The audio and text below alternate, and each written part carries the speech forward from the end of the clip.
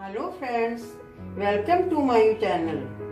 आज हम आपके लिए चमत्कारी घरेलू नुस्खा लेकर आए हैं। जैसा कि आजकल ठंड का मौसम है, ठंड के मौसम में सर्दी जुकाम, खांसी, निमोनिया, पुरानी खांसी, पसली में दर्द, अस्थमा आम बात है। आज हम इन सब परेशानियों से छुटकारा पाने के लिए चमत्कारी नुस्खा लेकर आए हैं। इस दवाई को बनाने के लिए जैसे कि हमें क्या क्या चाहिए, बादाम है, मनक्का है, ये पोसदाना है, ये दखनी मिर्च है, इसको सफ़ेद मिर्च भी कहते हैं, ये अदरक है और 1 टीस्पून ये घी है, देसी घी। और हमें बूरा, ये बूरा है, और जिसको शुगर है वो बिना बूरे के भी इसको इस्तेमाल कर सकता है। सबसे पहले हमने क्या करना है, रात को सब चीज़ें हमने अलग अलग बाउल्स में भिगानी है। पहले जैसे कि बादाम भिगाना है रात में, मनक्का भिगानी है, ये पोसदाना भिगाना है, ये दखनी मिर्च भिगानी है, सफ़ेद मिर्च, और ये अदरक को भी भिगाना है। अब हम क्या करते हैं, अगले दिन जब दवाई बनाने से पहले सबसे पहले हम बादाम को इसको छील लेते हैं, इसका कवर निकाल देंगे। कवर निकालने के बाद ये ऐसा बन जाएगा। ये बादाम है, ये बादाम बहुत गुणकारी है और बहुत ताकतवर है। ये हमारे फेफड़े होते हैं और जो हमारी ये पसलियों को बहुत ही ताकत देता है। इसको हम छील लेंगे ऐसे, और फिर छीलने के बाद हम इसको पीस लेंगे, मिक्सी में या सील में भी पीस सकते हैं। पीसने के बाद ये ऐसा बन जाएगा। इसको ज़्यादा पानी नहीं डालना है इसमें, ये खराब हो जाता है। इसको हम ज़्यादा टाइम तक रखने के लिए ऐसे ही पीसेंगे। और फिर उसके बाद हम मनक्का लेंगे। रात को भिगाने से मनक्का के इसके जो बीज होते हैं ये आराम से निकल जाते हैं, और ये मनक्का जो है हमारी सेहत के लिए बहुत अच्छा होता है। जैसे खांसी होती है, कफ वगैरह सबको निकाल देता है और हमारे फेफड़ों को बहुत ताकत देता है। और अब ये पीसी हुई मनक्का है। पीसने के बाद ये मनक्का ऐसी हो जाएगी। और ये जो पोसदाना और ये मिर्च है, ये पीसने के बाद ये देखिए, ये इस टाइप से बन जाएगी। और अदरक को भी मिक्सी में। अब हम क्या करेंगे, सबसे पहले हम अदरक को पीसेंगे, क्योंकि जो ये मनक्का होती है इसका लेस होता है। इसे हम पहले पीसेंगे तो हमें मिक्सी बार बार धुलनी पड़ेगी, इसलिए हमें अदरक को पीसना है। अदरक जब पिस जाएगा तो ये पीसकर ऐसा बन जाएगा। इसमें भी हमें पानी को ज़्यादा नहीं डालना है, इसमें ऐसे पिस जाएगा। उसको पीसने के बाद फिर हम पोसदाना और सफ़ेद मिर्च को पीसेंगे। ये मिर्च ऐसे हो गई। ये देखिए, ये जो पोसदाना होता है ये हमारे शरीर में गर्मी भी देता है, और जो हमारे कफ वगैरह होता है उसको सबको निकाल देता है। ऐसी काली मिर्च का है। अब ये हमने सबको पीस लिया। अब हमने क्या करना है, एक कढ़ाई लेंगे। अब हम इसमें गैस पे जला देंगे और कढ़ाई थोड़ी हल्की सी गर्म हो जाए, जिससे कि ये जो घी है ये इसमें पिघल जाएगा।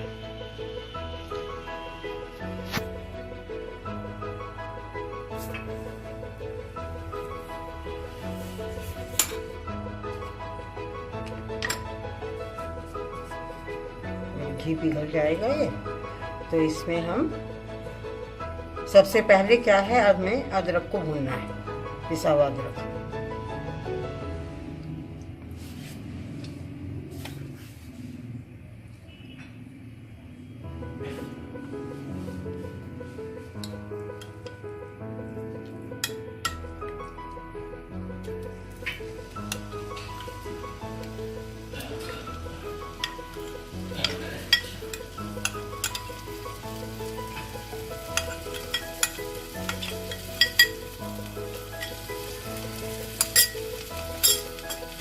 अदरक को हमें हल्की आंच से धीरे धीरे चलाना है, तेज आंच में नहीं भूनना है, हल्की हल्की आंच में ही इसको भूनना है। हमें इसे तब तक चलाना है और भूनना है जब तक ये हल्का ब्राउन न हो जाए। हल्का ब्राउन हो जाएगा तब उसके बाद हम दूसरी चीज़ डाल देंगे, पोसा दाना। देखिए अब ये हल्का ब्राउन होने लगा है। इसको थोड़ा सा भून लेंगे।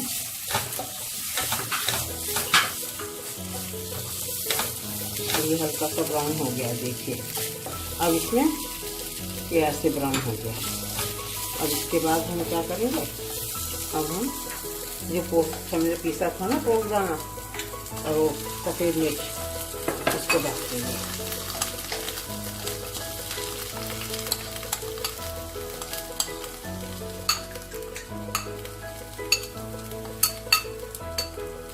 और ये पोस्ट दाना इसमें हमने डाल दिया।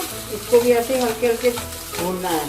ये सब हमारे अंदर का जो कफ होता है ना, सबको कफ को बिल्कुल पिघला के निकाल देता है। बहुत अच्छी चीज़ है ये। अच्छे से सफ़ेद मिर्च जो है वो भी हमारी खांसी को बिल्कुल ठीक कर देगी। पोस्त दाना गर्म होता है ये, इसलिए ये जो हमारी पसलियों में दर्द थे। हाँ, अब इसे हम धीमी आंच में ही तब तक भूनेंगे जब तक ये हल्का ब्राउन न हो जाए। और आराम से ऐसे ऐसे करके इसको भूनना ऐसे। और ये हमारे शरीर के लिए बहुत ही फायदेमंद चीज़ है। और हमारे अंदर जो भी निमोनिया की जो ठंडी ठंडी हमारी फेफड़ों में चली जाती है, उसके लिए हमारे गर्माइश का काम करता है। अब देखिए ये जो पोस्ट दाना हमने डाला था ये हल्का ब्राउन हो गया है। अब हम इसमें बादाम डाल देते हैं।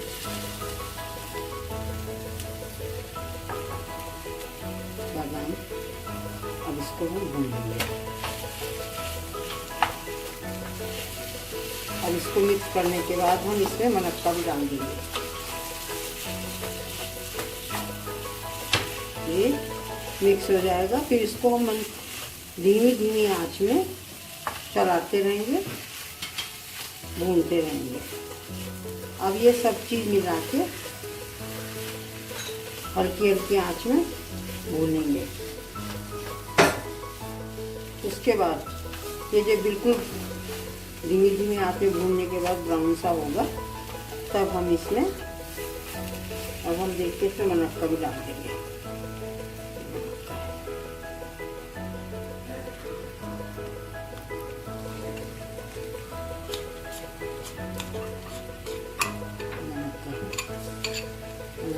इसमें डाल दिए, मैश कर लेंगे इसको धीमी धीमी आंच में।